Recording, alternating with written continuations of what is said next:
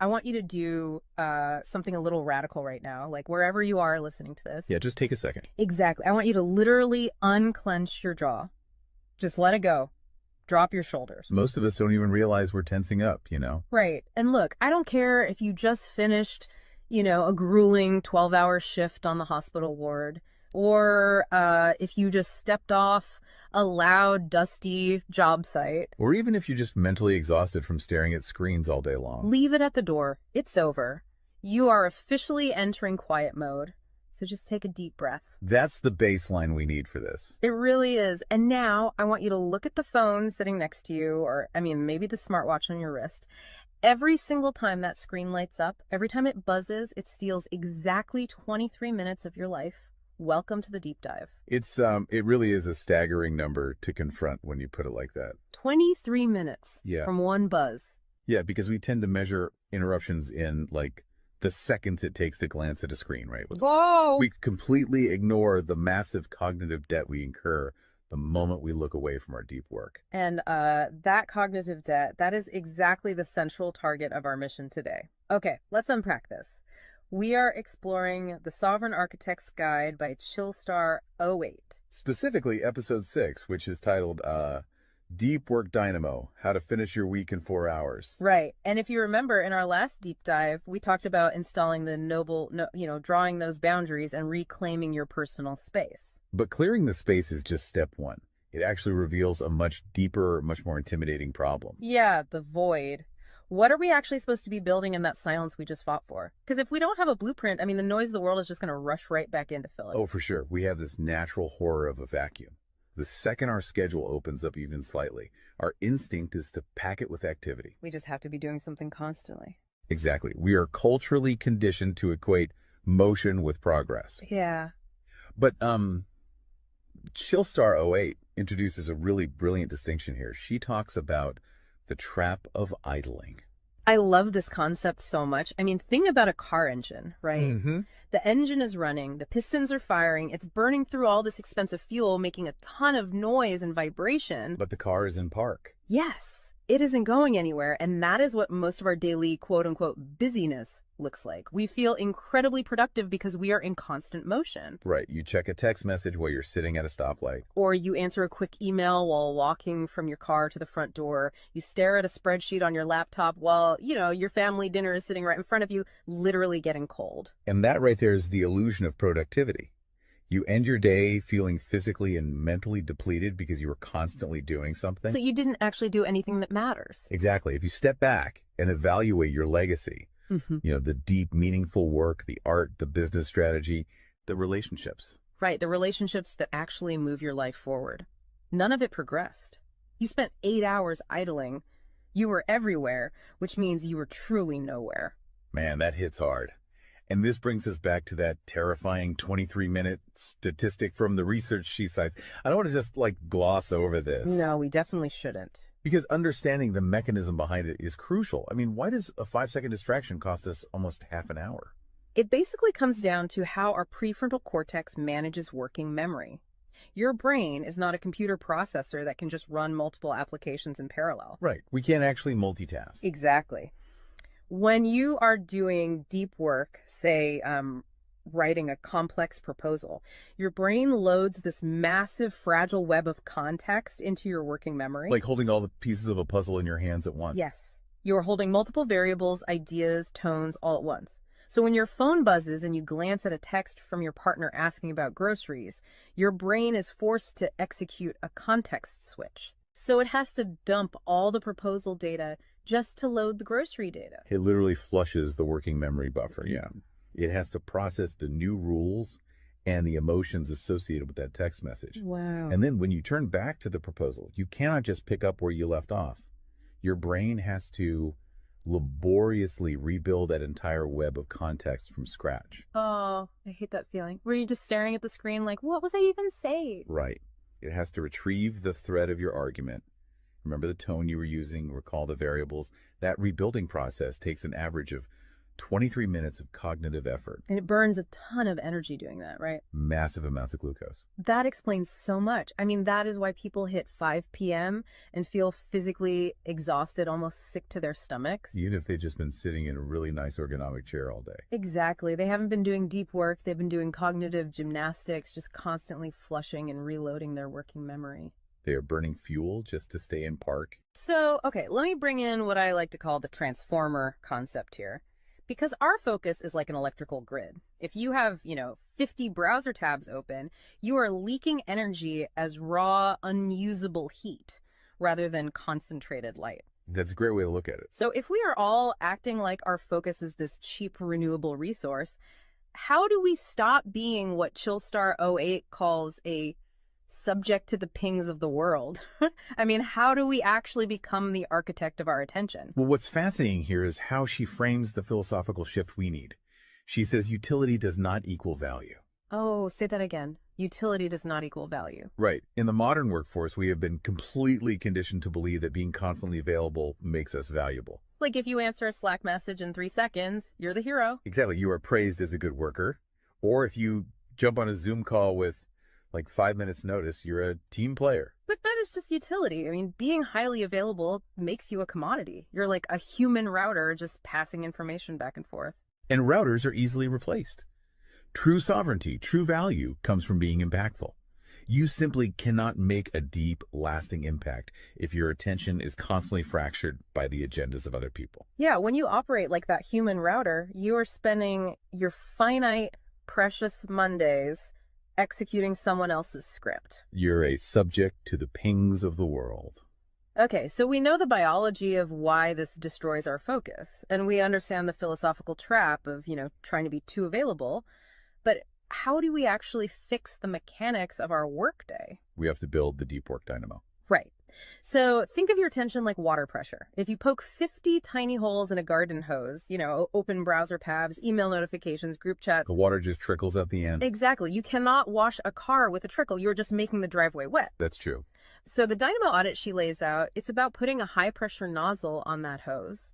It narrows the opening to create a stream powerful enough to actually blast through the dirt. And the first step in that audit is auditing the physical environment itself. She calls it analyzing your signal-to-noise ratio. Okay, so visualize your workspace right now. She asks you to determine if it is a sanctuary or a transit hub. Let's be honest. Most of us are operating in transit hubs. A transit hub is a place of constant arrival and departure. People walking by, announcements over the loudspeaker, just a blur of motion. Yeah, and you can't build a legacy in a train station. But we need to push past the basic phones are distracting advice, right? Because our listeners already know that. Oh, absolutely. Chillstar '08's rule is much more brutal than that. She says if the phone is even sitting on your desk, even face down, it is acting as a parasite on your cognitive grid. A parasite, just by being in the room. The research supports this entirely, by the way. The mere presence of a smartphone in your visual field, even if it is completely powered off, measurably reduces your cognitive capacity. Because your brain is having to actively expend energy to ignore it, right? Exactly. It is running a background process that just keeps saying, don't check the phone, don't check the phone. That is energy being actively stolen from your primary task. So sovereignty literally begins the moment you physically remove the device from the room, put it in a drawer down the hall. Close the door. Make the physical environment quiet. But okay, let's say you've done that. That doesn't stop your own brain from creating internal noise, right? Like trying to juggle 5 projects at once. How do we fix the internal wiring? That brings us to the second pillar of the audit, which is the batch wiring rule.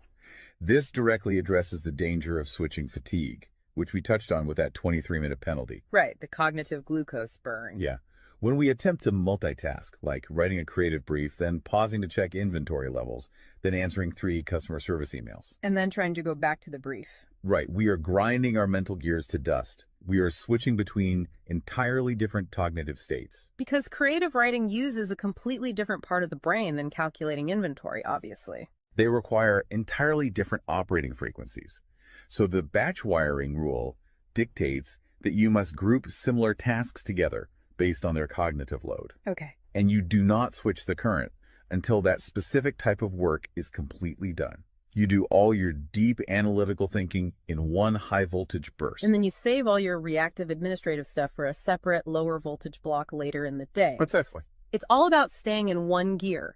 Like if you are driving up a really steep hill, you don't constantly shift between first gear and fifth gear. You lock into the gear that provides the right torque and you just ride it out. That's a perfect analogy. But okay, here's where it gets really interesting.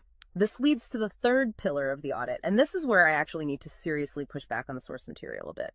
She calls this the zero access window. Ah, yes. This is usually where the resistance starts for people. Because it sounds impossible for a normal person. She says you cannot just plan to be focused, right? You have to legally schedule it. You have to lock in one sovereign hour. Yeah, 1 hour where you are legally dead to the outside world. No boss, no family, no, hey, do you have a second for a quick question? Just you and the blueprint. It's extreme, yes. But let's do a reality check here. I mean, I see how that works for a solo digital entrepreneur or a freelance writer, but what about someone whose literal job description is to be available? Right, like an IT support specialist. Or a floor manager, or a nurse on a ward, or even, a parent at home with a toddler. How do they justify just vanishing? It feels like this advice only applies to a very specific, privileged type of worker. That is the most common and, frankly, the most valid hurdle to this entire system. But we really have to look at how the principle scales, and we have to look at the internal psychology of the worker. Okay, walk me through that. First, let's address the context of Chillstar '08's own life. She is not some solitary monk living on a mountain. She is a wife, a mother, and a grandmother. Oh, wow. Okay. Yeah, and she runs a luxury travel agency and a digital marketing business. Her entire professional and personal life is built around communication and client management. She probably receives hundreds of legitimate demands on her attention every single day. So she is really in the thick of it. She isn't just speaking from some ivory tower. Far from it. She implements the zero access window because of those demands, not in spite of them. Now, for the IT manager or the nurse, obviously, you cannot vanish while on active duty if your role is acute response. Right. You can't ignore a burning server or a patient monitor. Exactly. But the principle applies to the deep work surrounding the active duty, the scheduling, the charting, the strategic planning.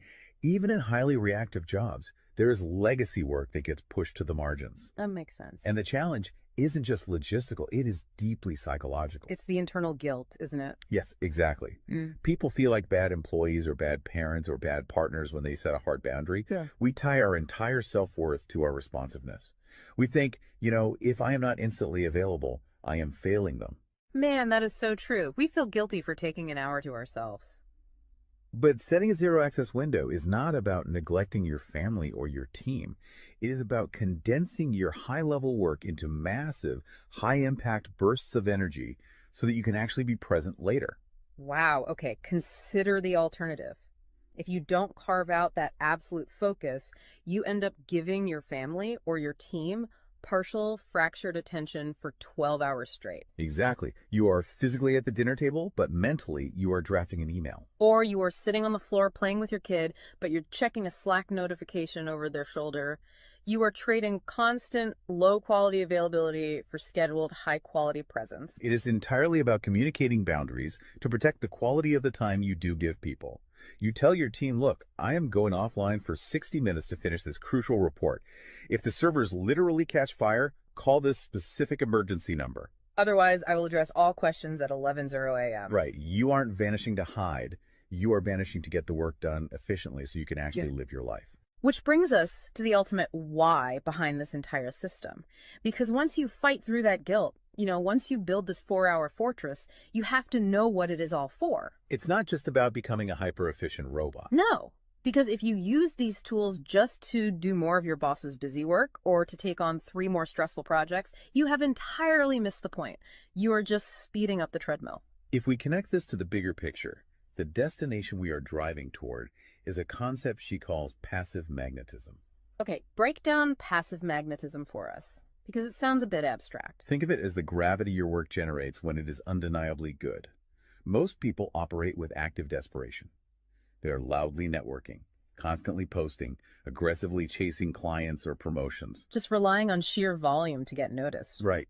Passive magnetism is the exact opposite. It is the ability to attract results, clients, wealth, legacy, or respect through the undeniable quality of your deep work. Because you actually took the time to build something substantial rather than just talking about building it. Yes, when you engage the deep work dynamo, you produce work so concentrated and so valuable that it acts as a magnet. You don't have to chase the market comes to you. And the ultimate prize of achieving that passive magnetism isn't just more work. The prize is time. Time is the ultimate currency. The dream of the sovereign architect is to finish an entire week's worth of business output in just 4 hours. You do this high voltage work often while the rest of the world is literally still hitting the snooze button. You free up the remaining hours so you can go be a traveler, so you can be a creative. So you can be a fully engaged grandparent like Chillstar 08. Exactly. She frames it beautifully in the source text. She says, we wire for silent so we can live in volume. Oh, I love that. We embrace the discipline of the quiet fortress so that our actual lives can be loud, vibrant, and fully experienced. We are finally taking control of the dial. But, making that shift from a frantic, reactive employee to a calm, sovereign creator requires a massive shift in identity. You have to tune your mind before you sit down to do the work. It is really difficult to just sit down at a desk and instantly command your brain to perform deep work, right? Especially if you've spent the last hour navigating traffic and listening to the news. You need a transition ritual to cross that threshold. And Chillstar 08 provides something for this transition called the Chillstar's Creed. It is designed to be a grounding frequency. It really centers you. Yeah, so I want you, the listener, to use this. I want you to imagine a slow, steady heartbeat in the background. Just a deep, resonant 528 hertz frequency. Just let the frequency of these words settle into your mind before you initiate your deep work. Ready? Take it in. I am grounded in peace. I am reaching for my stars. My light is my own. I am a star and I will shine bright. I will reach for the sky. I release what was. I embrace what is becoming. Using a creed like that is just such a powerful behavioral trigger. It really shifts your state. When you speak those words, even just internally, you are consciously reminding yourself that your light, your focus, your energy is your own. It does not belong to your inbox. This does not belong to the algorithm. Right. You are releasing the frantic energy of the morning and embracing the sovereign focus of the architect. So we always want to translate this high-level theory into ground-level reality for you. We don't want you to just listen to this and go right back to idling. Definitely not. Here's your 1% install. This is your micro-win to take action on this deep dive immediately. Tomorrow morning, before the world starts demanding your attention, before you check a single news site or open your email, I want you to set a timer for exactly 60 minutes. Put your phone in another room entirely. Yes, physical distance. Do not open any extra browser tabs. Pick one legacy task, just one, and flip the switch on your very first sovereign hour. And be prepared for it to feel incredibly uncomfortable at first. Your brain will crave the dopamine hit of a notification. Oh, you will feel an almost physical itch to check your messages. But if you can sit in that silence, if you can endure that initial friction, you will watch the dynamo start to spin. You will enter that flow state, and the old blueprints of hustling and grinding will be completely burned away. And look, if you want the actual templates to automate this piece, the specific tools and step-by-step guides to build the system out completely and protect your location-independent freedom, you can join the Sovereign Fortress on the Chillstar 08 school community. All the blueprints are there waiting for you.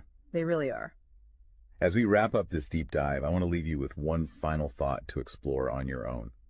We have spent this entire session talking about the mechanics of work. We've talked about condensing your week's output into just 4 hours of pure, undistracted focus. But if you actually achieve that, you're going to be faced with a beautiful, kind of terrifying question. What's that? Who are you going to become in the remaining 164 hours of your week?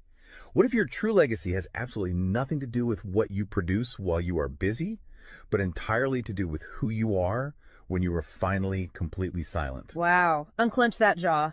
Drop those shoulders. Step into the quiet. Go be great and flip the switch. We'll see you on the next deep dive.